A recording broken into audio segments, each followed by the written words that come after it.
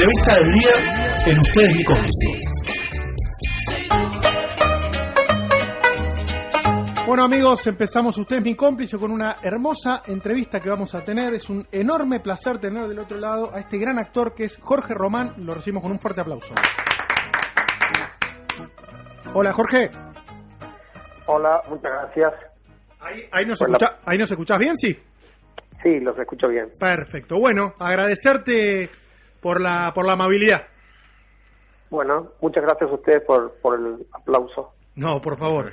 Bueno, Jorge Román, actor argentino, protagonista de la serie Furor de Space, que actualmente se está transmitiendo por Netflix, que es Carlos Monzón, la vida de Carlos Monzón. Y bueno, para arrancar la entrevista, preguntarte, Jorge, encarnás un personaje que me imagino que debe haber sido muy complejo a la hora de prepararlo por la historia de vida, ¿no?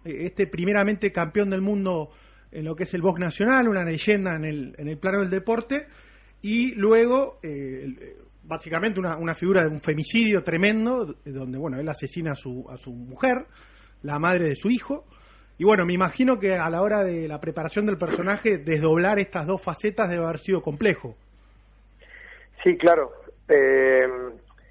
El personaje de Monzón por sí mismo ya es intimidante, así que sí, yo tuve mis serias dudas, de hecho, en aceptar, sí, porque en un momento sentí que no lo iba a poder hacer, francamente. Es decir, antes de que tuviera contacto con el director y estaba ahí en las previas, digamos, sí, yo miraba videos de él y cuando lo miraba yo decía, no, este tipo no es posible hacer esto.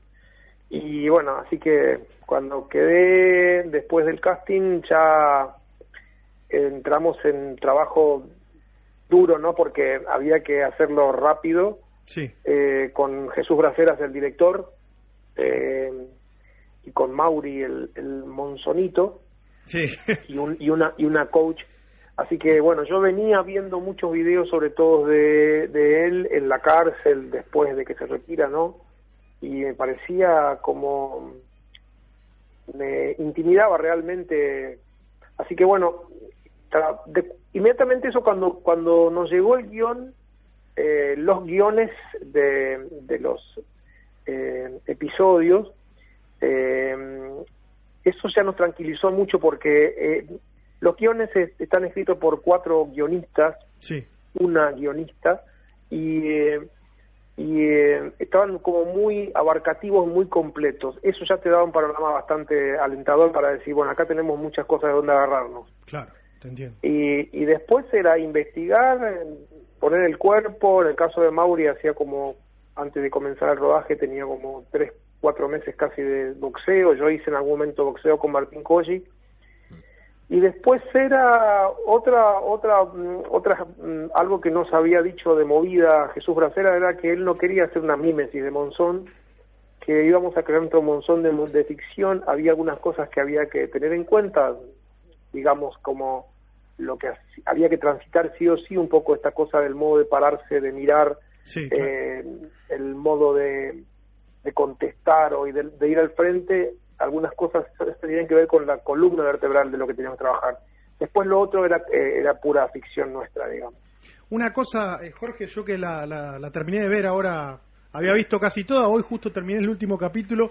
Es impresionante el proceso del personaje, o sea, esto de que vos decías de la duda si te iba a salir, bueno, yo como espectador, para mí es impresionante el trabajo por este proceso que se va dando. Y asociado un poco a este personaje tan controvertido, me imagino que a la hora de recibir el guión te debe haber dado cierta tranquilidad para hacerlo, ver que no era en ningún momento ninguna reivindicación o homenaje a lo que era el boxeador solamente, sino hacer foco en la otra parte también, y se logra mostrar los dos costados. No, eso estaba clarísimo, porque además en la misma presentación de Disney estaba claro, lo presentaba la serie ya como un policial, como un thriller. Claro. Entonces, y entre un policial alrededor del crimen, o sea, ya estaba claro cuál iba a ser el nudo que íbamos a seguir. Tal cual. Después, los guiones, son muy abarcativos. Bueno, vos lo viste a todos, a los episodios, digo. Sí. Te darás cuenta que la mirada no es unilateral, es decir, la mirada es bastante abarcativa. Entonces, desde la infancia en Santa Fe, desde sus relaciones familiares, su ascenso y gloria con el boxeo, todo lo que vive. Sí, todas las aristas.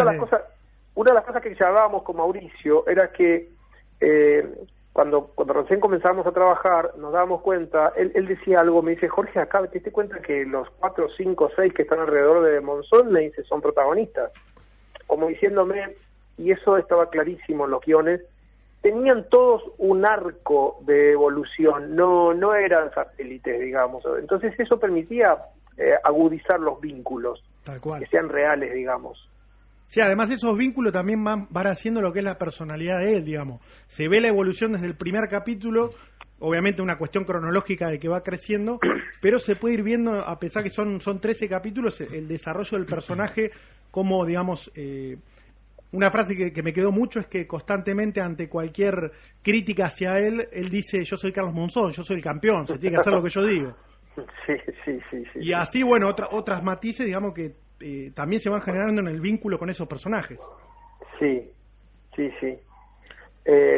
Y también eso que hace que no se quede la serie en la pura crónica, en lo descriptivo, sino que ahonda en el conflicto, ¿no? De los vínculos, de lo que le pasa a él, de lo que le pasa a los que lo rodean, más cercanos a él, ¿no? Claro. Entonces, eso me parece que hace muy rico. Bueno, y luego hay que añadir un acierto muy grande de Pampa Film, sobre todo de los productores, que convoca actores de la talla que convocó, ¿no? Es decir, yo lo veía al platense Diego Cremonesi, lo entrevistamos el lunes pasado, justo.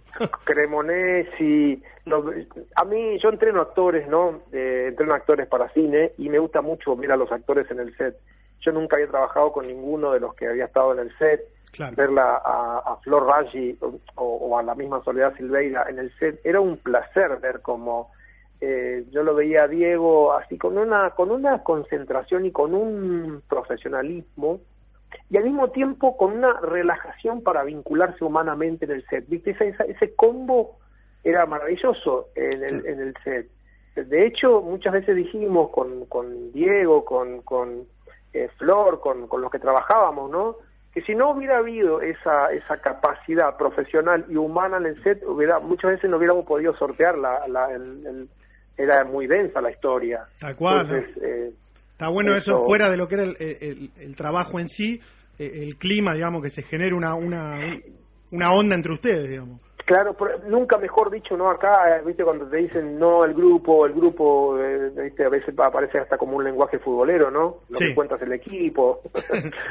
Acá te digo que posta que el equipo, y cuando digo equipo estoy diciendo la producción, estoy diciendo los técnicos, los eléctricos, porque una de las cosas que pasaba con Monzón era que eran mucha gente todos los días. Un mínimo, una constante era 40, 50 personas que se duplicaban y triplicaban todos los días. Claro. Entonces, yo me planteaba, viniendo del cine independiente como vengo, cuánto de la calidez y de la contención podíamos llegar a tener en el set. Y la verdad que Pampa, Disney, bueno, los productores hicieron un trabajo muy muy bueno de contención ahí. De contención y también de apostar a la calidad, porque yo qué sé, en el caso de la recreación de la casa de Pedro Sani de Mar del Plata, que la hicimos en Ranelagh en realidad. Ah, mira. Estaba previsto una semana y media, ponele. Y los productores apostaron a más y fuimos hasta 3 semanas para recrear el antes, el durante y el después de esa. Te habrás dado cuenta vos al haberla visto, sí, que eso estaba plagado de detalles y de planos secuencias de unos tiempos más bien cinematográficos. No, tal cual. La producción es impresionante. De hecho, yo hablando con amigos les decía un poco eso, que tiene una cosa muy muy de cine.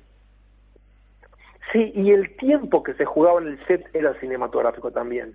Claro. Porque no pasábamos no teníamos 15, 20 escenas diarias. Claro. Si llegábamos a 6, 7 era mucho, ¿viste? Claro. Entonces teníamos, porque también se compensó, como no tuvimos mucho tiempo, yo que sé, Monzón necesitaba 8 meses antes una preparación, ¿no? Claro. Y no contábamos con ese tiempo, entonces en el set nos daban todo el tiempo del mundo para ensayar, para practicar, para repetir, para largar plano, después volver a hacerlo, ir al detalle. Después lo queríamos matar a los directores nosotros, ¿no? Por supuesto, porque vos decís, ya basta, loco, ya está. Ya está, que quede. Esas escenas que vos ves en el capítulo final, bueno, me acordé de los parientes de los directores, los productores todo el tiempo, ¿sabes qué? Ahí te va a hablar Marian. Jorge, ¿cómo estás? Mariana te saluda por acá. ¿Cómo estás? Muy bien, muy contento de hablar con vos. Jorge, te quiero llevar a una cuestión que veníamos hablando un poquito cuando te preguntaba Iván al principio, y es respecto de lo que sería la construcción del personaje, porque algo que me parece muy piola, que es un aspecto bastante interesante de cómo se muestra el femicidio, y no se muestra como un acervo de locura o como un hecho aislado, sino que es visible lo que sería la construcción del personaje y de la violencia del personaje de Monzón. Y me gustaría preguntarte cómo viviste este proceso de esta construcción tan particular. Y mira, ahí vos estás apuntando a la médula de la cuestión, que es el tema de la violencia que la atraviesa, la intensidad. La violencia fue un signo en la vida de él desde el mismo momento en que nace en San Javier, ¿no? Exactamente.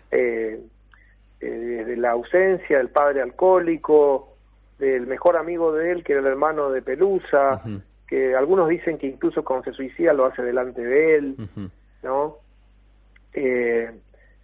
Los fines de los 50, en la San Javier de Santa Fe, había que sobrevivir a los sopapos, parece. Claro. Entonces, eso fue marcando. De hecho, Pelusa tiene anécdotas en relación con de haberle disparado alguna vez a él. Mira. Digo, el código que se manejaba desde el vamos era ese. Sí, era natural eso, digamos. Era natural. Él estaba como instaurado, que además, para poder sobrevivir en un medio donde estar en la ofensiva y a la defensiva era una constante. Entonces esto también marca la personalidad de Monzón. Claro. ¿Viste? Entonces el hambre marca la personalidad. Cuando dicen esta sentencia política social tan fuerte, que la pobreza es violencia, sí, ahí está clarísimo eso. Bueno, eso me hacía pensar un poco cuando empezaste a comentarme la pregunta, de que todas estas cosas que nombrás, las ausencias, la violencia, el hambre, digamos, la falta de lo que sería esa contención que uno necesariamente precisa desde tan chico, todos esos son signos de violencia que inevitablemente van formando una personalidad y van formando una persona que después actúa. Sí, claro, actúa. Fíjate, eran 14 hermanos. No, él contaba en alguna oportunidad que la que le fajaba era la madre. Claro, vos decís, eso no es políticamente correcto, la madre es la que lo fajaba. Pero, claro, esa mujer en los 60, con 14 hijos, con un padre ausente alcohólico, es decir, ¿cómo apechugaba con todos esos críos ahí, que además no tenían para comer? Hay otra variable ahí, fíjate, en la que vos estás diciendo respecto del hambre, que el hambre va más allá de lo folclórico, que esta cosa que yo me planteé muchas veces, que es, ¿qué le pasa a los seres humanos, a los niños, en los primeros meses y años de su vida que no están bien alimentados? Una de las consecuencias letales que tiene eso es la falta de maduración del sistema nervioso. Exactamente. Entonces, vos decís, mirá, ahí tenés otra, diríamos en un lenguaje antropológico médico, ahí tenés otra epigénesis mirá, le falta un jugador a este chico. Es bruto, es violento.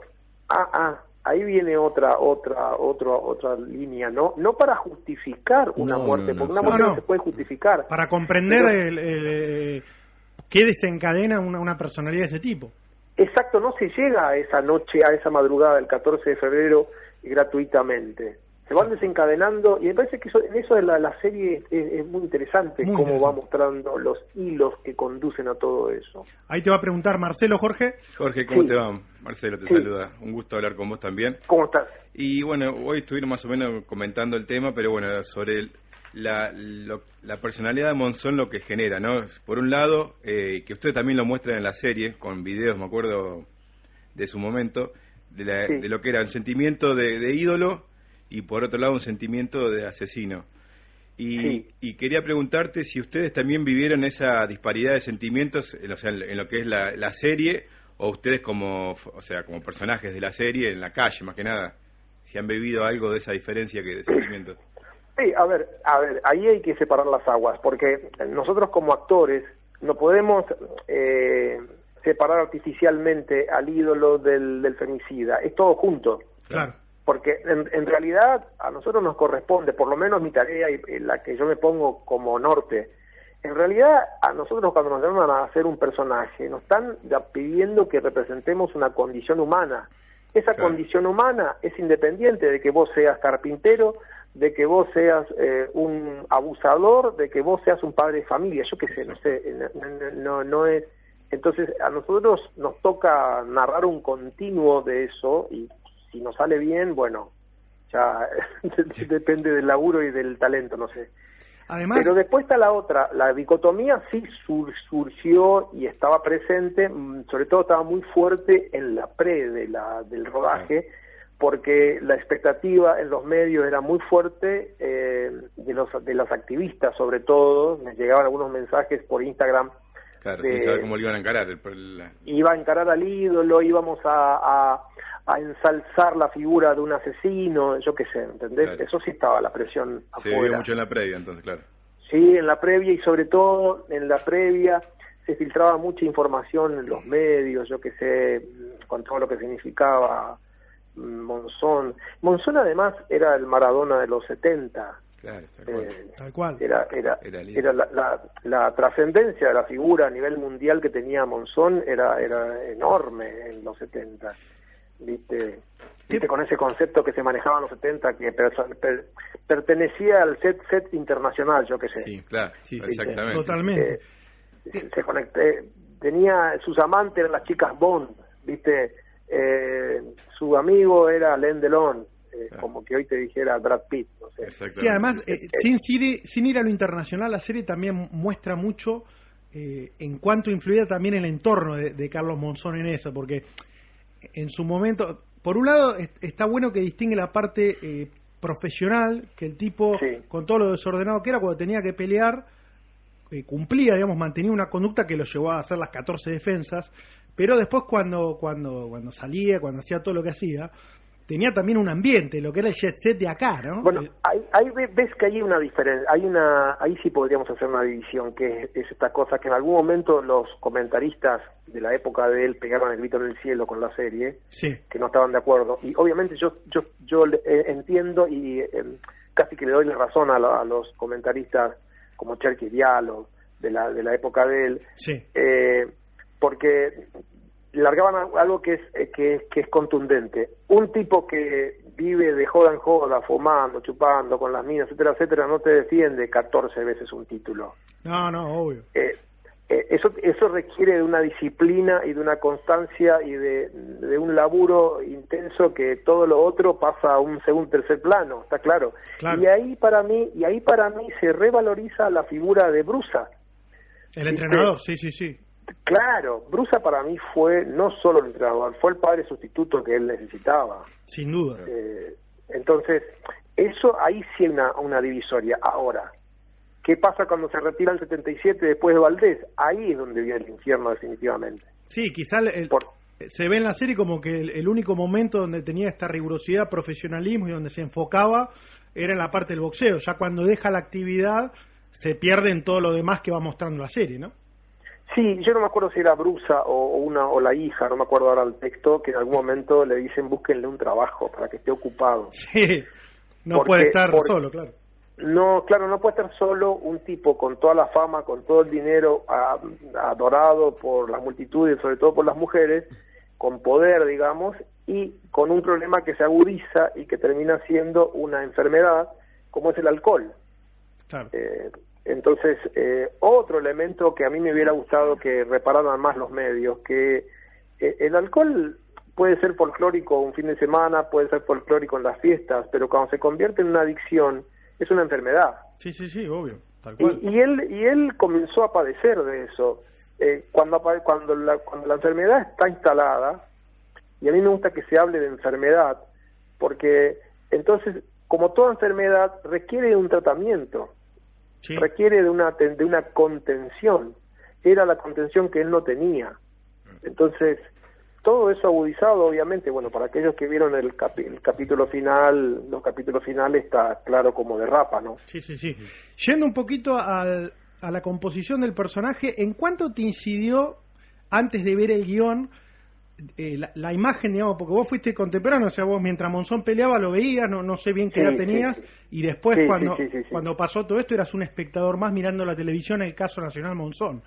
¿En cuánto yo lo seguía Monzón boxísticamente. Ah, vos lo seguías. Allá en Formosa, chiquito. Era la época donde tenía mi alma deportiva más instalada. Ahora ya no, pero lo seguía al Boca, Toto Lorenzo, lo seguía a Guillermo Vilas. Mirá. Y esperaba el gráfico después del fin de semana y goles. Y una de esas era por radio. Oye, yo no teníamos televisión nosotros, pero era escuchar radio y sí, claro. La proyección que hay en la gente, yo vengo de un origen humilde, así que te imaginas que para nosotros ese negro que te gustaba era el negro, éramos nosotros, digamos. Claro, había una empatía en ese sentido por el lugar de origen. Claro, sí, era decir, mirá otro negro que puede. Claro. Entonces, yo tenía, después ya cuando él se retira no lo seguí más porque no me interesaba ya todo el tema de la farándula y todo el tema no supe más nada. Ni siquiera el tema del femicidio en ese momento, más allá de las gráficas y de las cosas que podía ver, no entré en detalle. Entré en detalle ya cuando me eligen para el papel, digamos. Claro.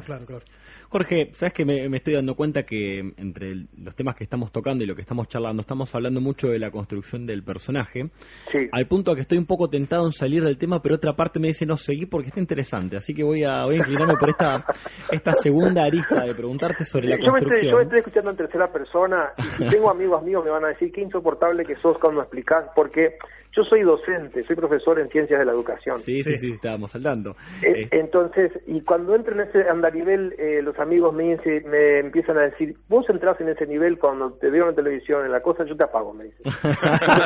Bueno, la sinceridad ante todo, no podía faltar. No, yo te apago.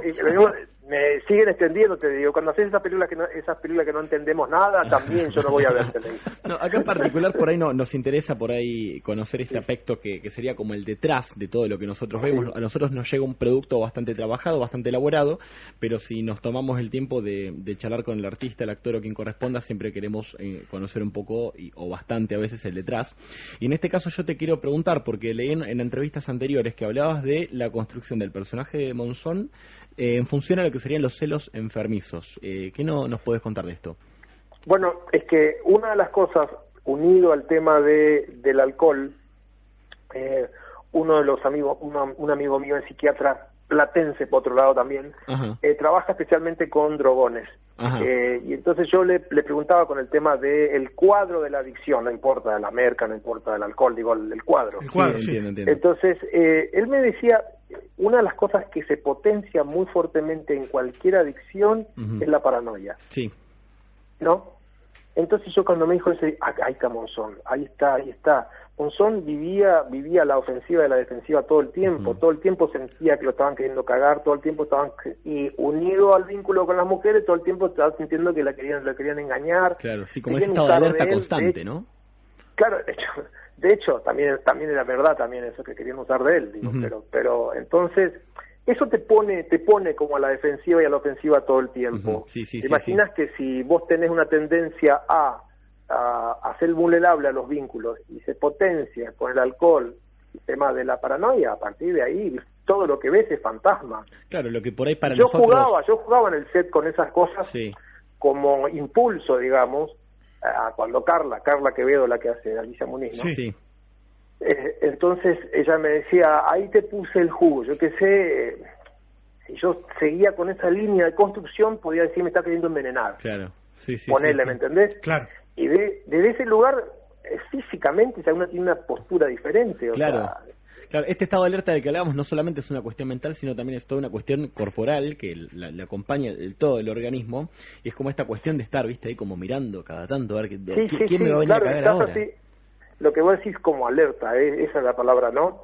Estás ahí, expectante, a ver, ¿qué me van a hacer? ¿Qué me querés hacer? Claro. ¿Viste? Y por supuesto que en Monzón eso significaba, antes de que vos me salgas a ver esto, te pego una trompada. Y sí, Claro.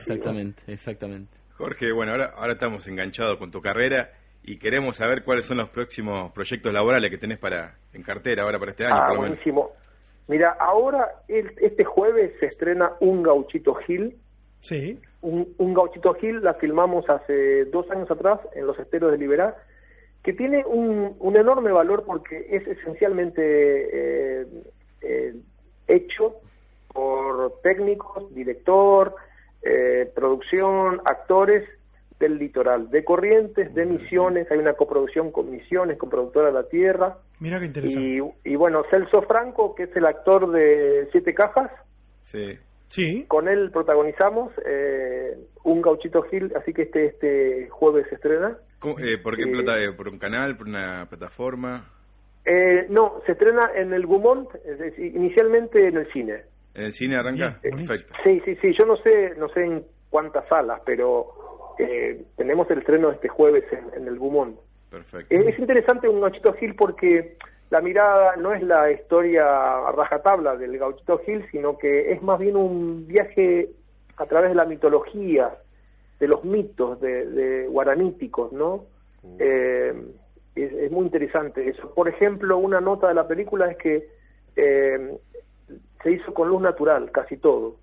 Ahí Mira. tienen un maestro de la fotografía que trabaja mucho en el NEA, que es Guillermo... Guillermo, se me fue el nombre. Se te fue el apellido. Se me fue el apellido. Bueno, entonces es muy bueno lo que se genera a partir de esta peli, y también el hecho de que es un milagro. Te das cuenta que se pueda filmar en el interior del país, con gente del interior. Eso 15, 20 años atrás era impensable, o sea, entonces a mí me parece que, bueno, ahí estamos. Genial.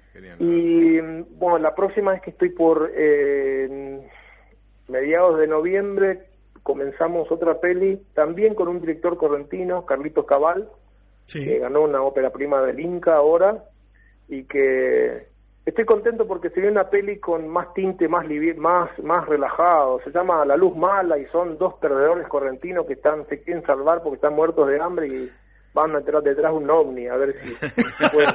Está bueno, si pueden. cambiar radicalmente toda la tensión de haber encarnado. Sí, yo dije, agradezco muchísimo porque Hacía falta algo así.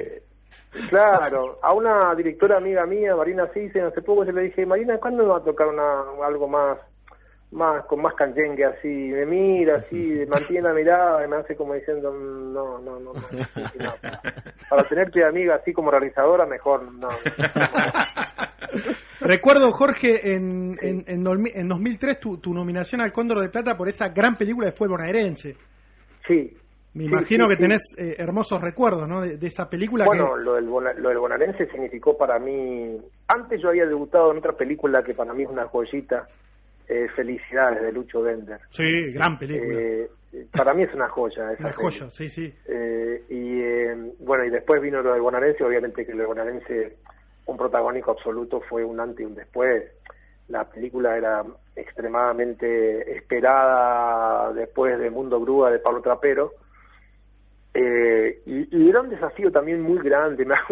Mira, hablando de esta cosa de tener pánico ante los personajes tan fuertes, yo me acuerdo que yo hice un mes antes casting y fui y vine, no sé, 1, 2, 3 veces por semana hasta que me quedé con el papel, digamos, pero pasó como un mes, ¿no? Sí. Y yo me acuerdo que estábamos el primer día de rodaje, hay un break hacia la siesta, digamos, me voy a un costado, me cae la ficha que soy el protagonista de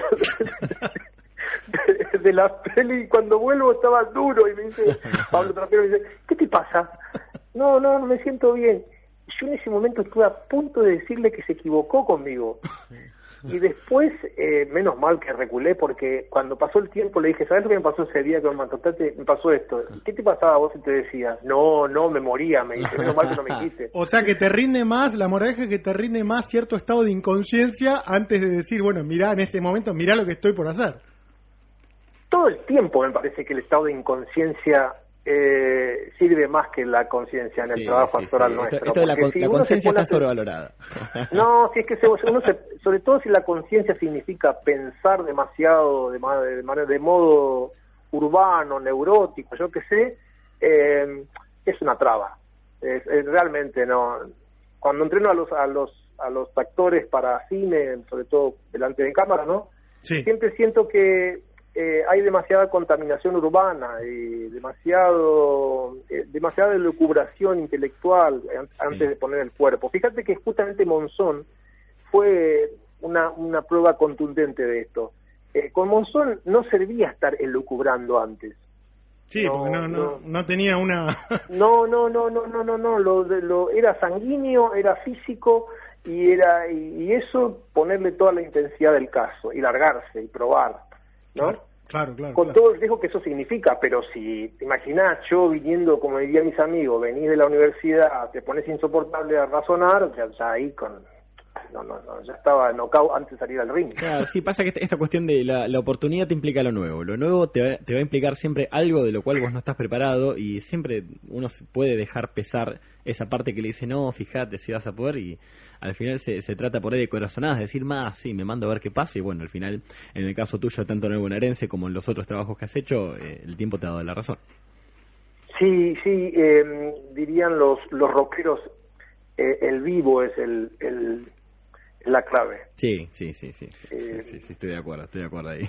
Para cerrar, Jorge, sí. yo quedándome con, sin spoilearle a la gente lo que es el último capítulo. No me cuente, señor, el de último la capítulo serie, que no lo vi. Pero bueno, ya que la vi hoy, dije, bueno, genial que justo pude terminar de verlo hoy, y me quedó, me imagino lo que va a haber sido en el set, ese último capítulo que tiene una intensidad, o sea, tiene una cosa muy de que transmite la pantalla, o sea, vos mirándolo, ahí ya se ve una Alicia Muniz con un terror absoluto a Monzón, y se ve de manera muy detallada cómo eso va creciendo hasta terminar en eso, y te pone nervioso verlo. A mí me pasó eso.